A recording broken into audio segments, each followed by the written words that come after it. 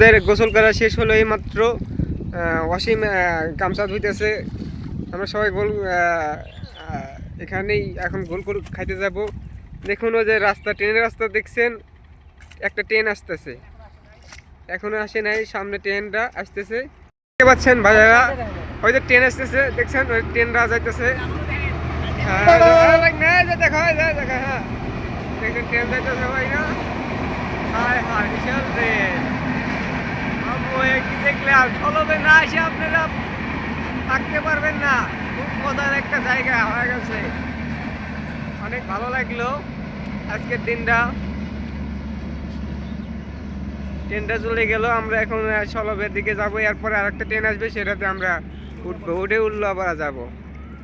আমাদের সাথেই থাকুন, আরো ভিডিও আছে আরো দেখার জন্য।